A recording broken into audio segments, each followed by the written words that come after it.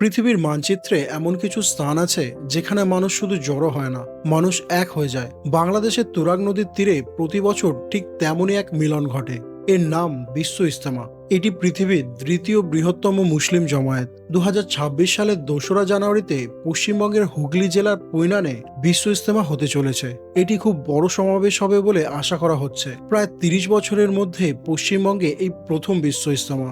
এটা কোনো বাধ্যতামূলক ইবাদত না, এটা একটা স্বেচ্ছায় আসা আত্মার সফর। 3 দিনের জন্য মানুষ এখানে আসে নিজেকে নতুন করে খুঁজে পেতে, আল্লাহর কাছে ফিরে যেতে, আর কোটি মানুষের মাঝে দাঁড়িয়ে নিজেকে শুধু একজন মানুষ হিসেবে দেখতে।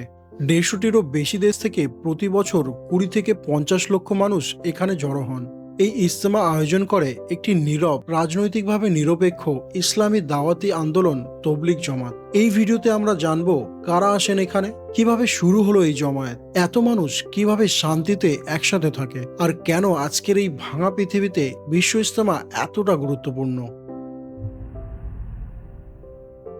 বিশ্ব ইজতেমার কেন্দ্রে কোনো নেতা নেই, কোনো রাজনীতিবিদ নেই, কোনো বিলাসী আয়োজন নেই। এখানে আসেন চাষি, দোকানি, ছাত্র, শ্রমিক, শিক্ষক, ব্যবসায়ী ও সাধারণ মুসলমান মানুষ। তবলিগ জমাত শুরু হয়েছিল 1926 সালে ভারতের মেওয়াত অঞ্চলে মুহাম্মদ ইলিয়াস কান্দলবির হাত ধরে। এই আন্দোলনের কথা খুবই সহজ, জোর করে নয়, নিজের আমলের মাধ্যমে মানুষকে ভালো পথে ডাকা। আজ এই জমাতের সদস্য বিশ্বজুড়ে প্রায় 8 কোটিরও বেশি।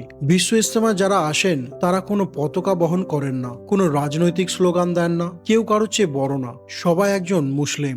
একজন বাংলাদেশের গ্রামের কৃষক একই কাতারে দাঁড়ান সৌদি আরবের ব্যবসায়ের পাশে, একজন নাইজেরিয়ান তরুণ একই তালায় খায় ভারতের একজন বৃদ্ধের সাথে। এটাই বিশ্ব ইজতেমার সবচেয়ে বড় সৌন্দর্য। ইজতেমায় কি হয়? এই 3 দিনে মূলত শেখানো হয় তবলিগ জমাতের 6টি মূল আমল: কলমা, নামাজ, কুরআন ও জিকির, মুসলমানের সম্মান, নিয়তের বিশুদ্ধতা, দাওয়াত ও তবলিগ। দিনভর চলে বায়ান, ছোট ছোট তালিমের বসর, সম্মিলিত নামাজ, কুরআন তিলাওয়াত, আর শেষ দিনে আখেরি মোনাজত। এই মোনাজতে লক্ষ লক্ষ মানুষ একসাথে কান্নায় ভেঙে পড়ে। কারো চোখে নিজের গুনাহ, কারো চোখে পরিবারের দুঃখ, কারো চোখে নতুন করে জীবন শুরু করার অঙ্গীকার। এখানে কোনো টিকিট নেই, কোনো ভিআইপি গেট নেই, সবকিছু চলে দান আর স্বেচ্ছাসেবার উপর। 2025 সালে 10,000-এর বেশি স্বেচ্ছাসেবক কাজ করেছেন। এত মানুষের মধ্যে প্রায় কোনো বড় অপরাধী হয়নি।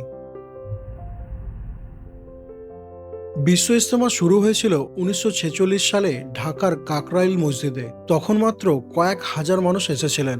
এরপর ধীরে ধীরে চট্টগ্রাম, নারায়ণগঞ্জ, রমনা হয়ে শেষ পর্যন্ত 1967 সালে তুরাগ নদীর তীরে টাঙ্গিতে স্থায়ী জায়গা পায় বিশ্ব ইজতেমা। সময় যত গেছে মানুষ তত বেড়েছে।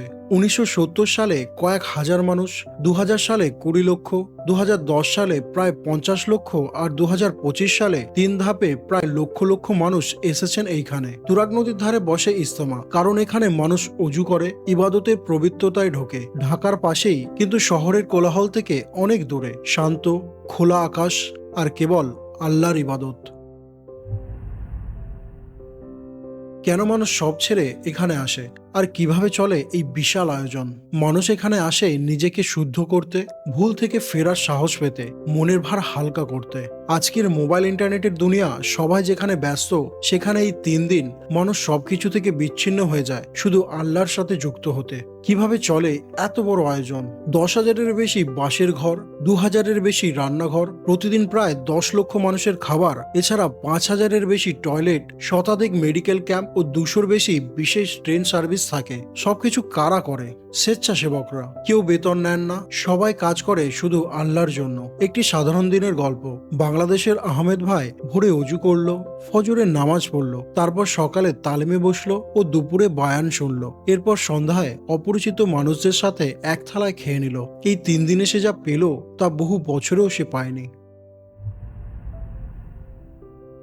বিশ্ব ইজতেমা প্রমাণ করে শান্তি কোনো কল্পনা নয়, ঐক্য কোনো স্বপ্ন নয়, আর ধর্ম মানে শুধু নিয়ম নয়, ধর্ম মানে মানুষের পাশে দাঁড়ানো। প্রতি বছর ইজতেমায় মানুষ আসে, দোয়া করে, কাঁদে, নিজেকে বদলায়, আর ফিরে যায় আরো ভালো মানুষ হয়ে। এই মাঠ যেমন আবার খালি হয়ে যায়, মানুষের হৃদয়ে ঠিক তেমনই এক নতুন আলো জ্বলে ওঠে। এই আলোই হলো বিশ্ব ইজতেমা।